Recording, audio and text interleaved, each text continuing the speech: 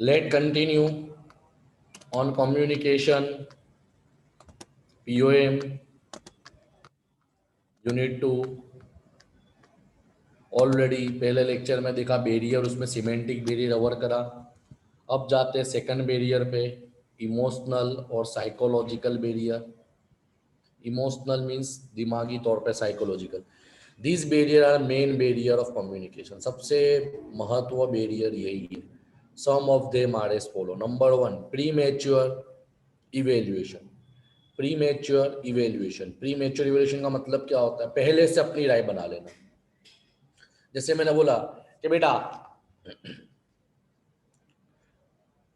Message भेजा कि भाई मंडे के दिन आपके लिए गुड न्यूज है, तो तुमने पहले से ही सोच लिया।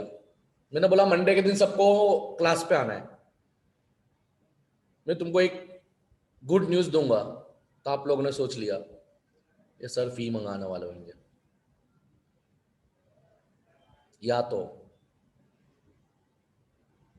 तो पैम्पलेट लेने के होंगे, या तो क्लास चालू करने की इंफॉर्मेशन देने। भाई मेरा मकसद कुछ और था, तुमने पहले से क्या कर लिया? इवेल्युएट कर लिया। कम्युनिकेशन बैरियर हो गया।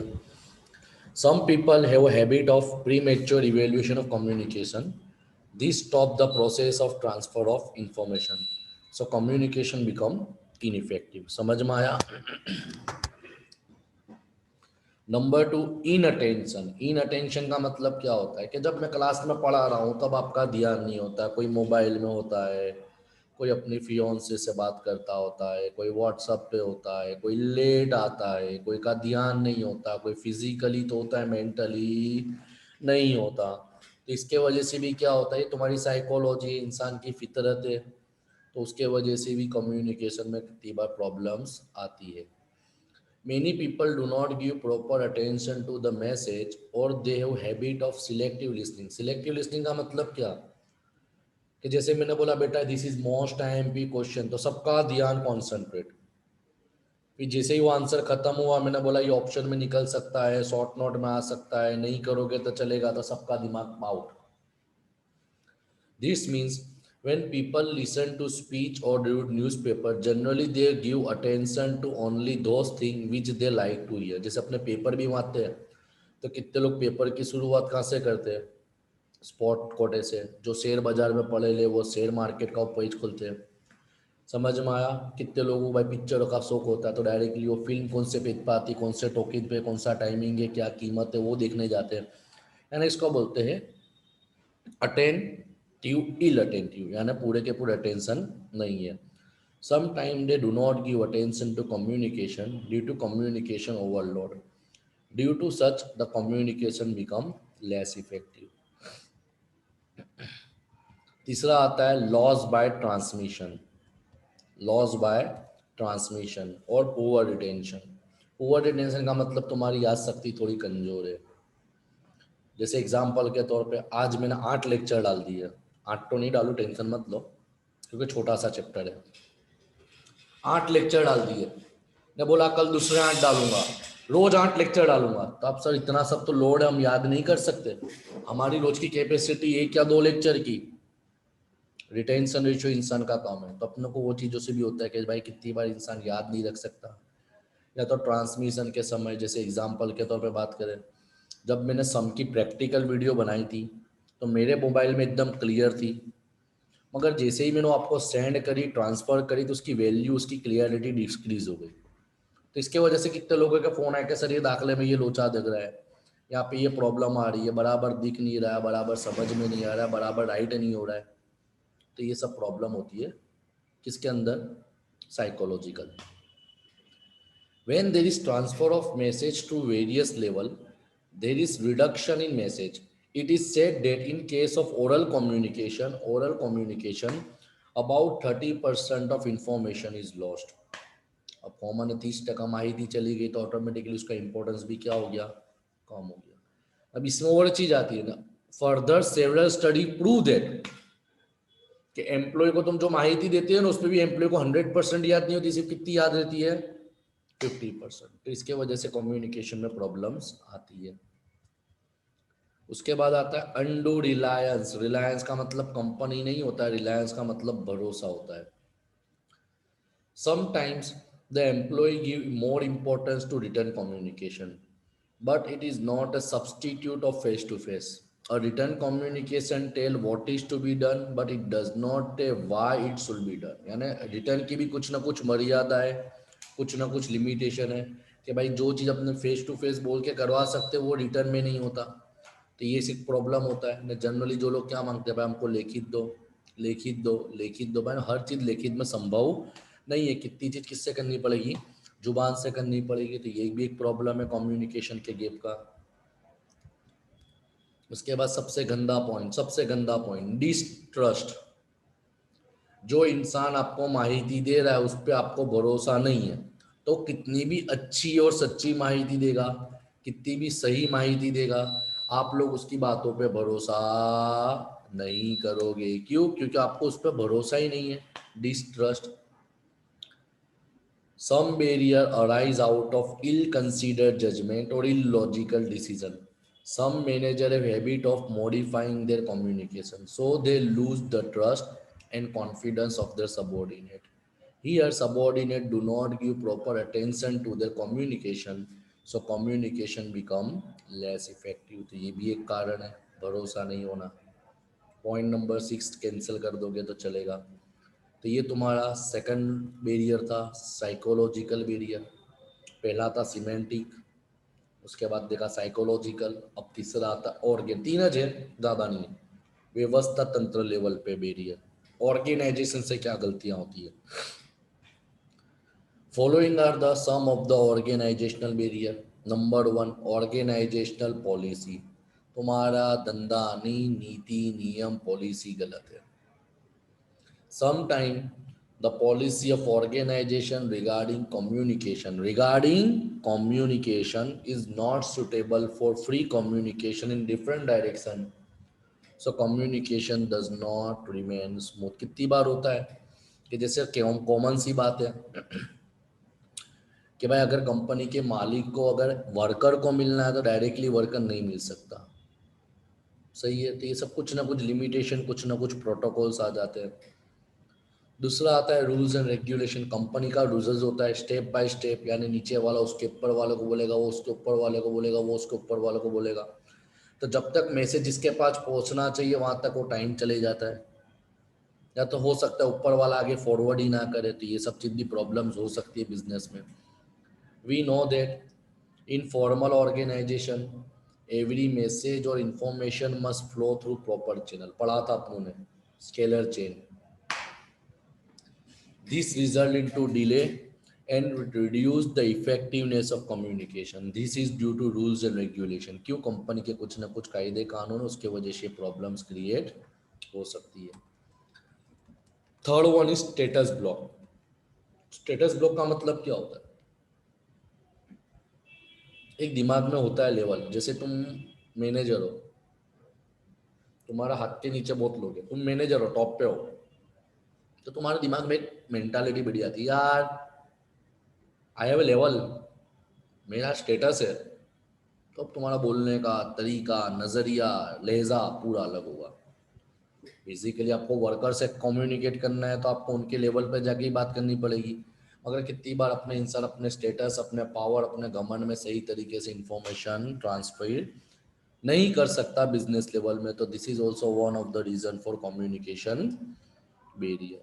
when the status of sender and receiver are different, it prevent free flow. Example, in downward communication, जो पहले ही मैंने ऊपर वाले पॉइंट में बता दिया, a superior may not supply on information to subordinate assuming that they do not need it. Clear?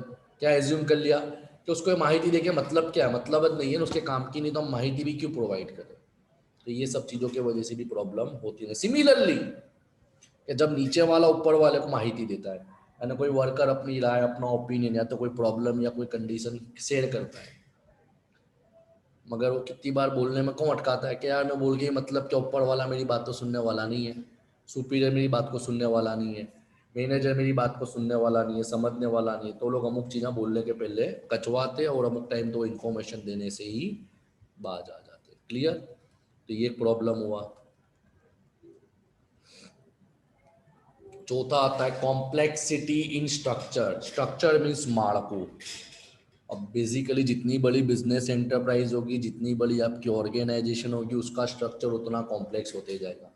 जैसे देखो, in large business there are number of manager level, so when there is transfer of message from top to bottom, there is considerably delay in message। ये common है कि भाई जितना message का importance क्या है, देखो बेसिकली डायरेक्ट मैसेज जितना हेल्पफुल है उतना वाया वाया में नहीं होगा। क्योंकि भाई मैंने बोला समीर तक पहुंचाना है, अब समीर तक वो मैसेज 4 जनों को होके गया, मैंने उसको बोला, उसने उसको बोला, उसने उसको बोला, उसने उसको बोला, तो हो सकता है जो मेन मैसेज था ना 50-60% तो यूं ही निकल जाएगा ट्रांसफर होने में। तो ये कॉम्प्लेक्सिटी होती है कि बिजनेस बड़ा होगा, लेवल ज़्यादा होंगे, जितने लेवल ज़्यादा होंगे उतना मैसेज ट्रांसमिट होते जाएगा, समय भी बिगड़ेगा, मैसेज देने में डिले भी होगा, टाइम भी जाएगा, और सबसे बड़ा डिसएडवांटेज मैंने आपको बता दिया कि भाई मैसेज का इंपॉर्टेंस ही नहीं रहेगा। क्लियर? फैसिलिटी नहीं करना है क्योंकि 15 मार्क का क्वेश्चन ही 10 मार्क में शॉर्ट नोट में आ सकता है। उसके बाद आता है पर्सनल। बेसिकली ऊपर जो तुमने पढ़ा वो सबका निचोड़ है, पर्सनल बैरियर यानी व्यक्तिगत अवरोध। Number 1 attitude of superior. हो सकता है कि जैसे एग्जाम्पल, मेरा एटीट्यूड सपोज मिसबा के लिए नेगेटिव है, अनफेवरेबल है, तो मैं उससे बात ही नहीं करूंगा, इग्नोर। वो खुद बोले हाँ हो जाएगा चल जा। कंडीशन क्या हुई कि पर्सनल पे आ गया। मगर मेरा सोहेल होरा के साथ बहुत अच्छा एटीट्यूड है, हम दोनों का बॉन्डिंग अच्छा है, बहुत अच्छा छोकरा है, मेरी हर बात सुनता है, मेरी हर चीज़ों को समझता है। हाँ सर बोलो, तो मैं काम छोड़ के हाँ बोल बेटा क्या हुआ, डिफरेंस पता चला, ये पर्सनल पे आ गया।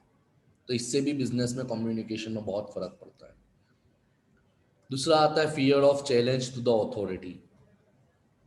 Some manager fear that if they pass on information to superior or subordinate, it may disclose their weakness। Already अपने लीडरशिप में पढ़ चुके थे, ऑटोक्रेटिक वाली के अंदर पढ़ चुके थे, पढ़ा था ना, स्ट्रिक ऑटोक्रेटिक, बेनोवेलेंट ऑटोक्रेटिक पढ़ा था ना। जिसका मतलब क्या, कितनी बार मैं माहिती इसके लिए नहीं दूंगा क्योंकि मैं अपनी कमी खामी छुपाना चाहता हूँ। अगर वो माहिती मैंने दे दी तो इसका मतलब हो सकता है मेरी खामी बाहर आ जाएगी, मेरा वैल्यू, मेरा इंपॉर्टेंस, मेरा महत्व कम हो जाएगा। ये भी एक कारण है पर्सनल प्रॉफिट पे। तीसरा होता है इंसिस्टेंस ऑफ प्रॉपर चैनल।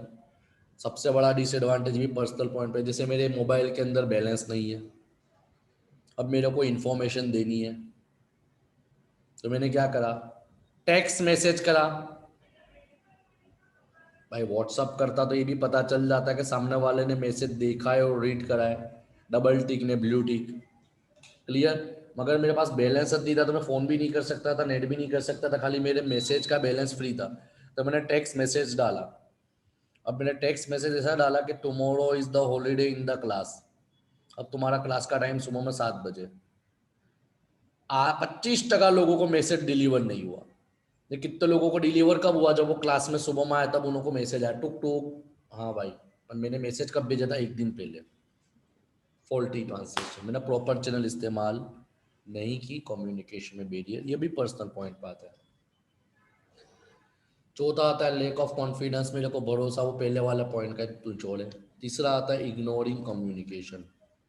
बराबर, इग्नोरिंग कम्युनिकेशन का मतलब क्या होता है, कितनी बार सुपरवाइजर, मैनेजर, लीडर कितनी माहिती इसके लिए शेयर नहीं करता क्योंकि वहाँ उसको क्या लगता है कि वो उनके काम की नहीं है, भले वो इम्पोर्टेंट हो, मगर वो क्या एज्यूम कर लेता है उसके काम की नहीं है। तो वो सब कारण भी कम्युनिकेशन में सब पर्सनल पे आता है। उसके बाद आता है लैक ऑफ टाइम। टाइम कम था, वो भी मैंने पहले वाले में बता दिया, मैं उतावल में जा रहा हूँ, फास्ट फास्ट एकदम स्पीड स्पीड स्पीड स्पीड में, कम्युनिकेशन में बैरियर आ सकता है। Lack of awareness. अवेयरनेस का मतलब जागरूक नहीं है, जैसे मैंने पढ़ाया बुलाया, कॉस्टिंग के लिए बुलाया था आपको, HFA के पेपर के एक लेक्चर्स में बोनस में बुलाया था, मगर हम लोग मस्ती में थे, भाई यार अजू तो एग्ज़ाम को बहुत टाइम है, पढ़ेंगे शांति से।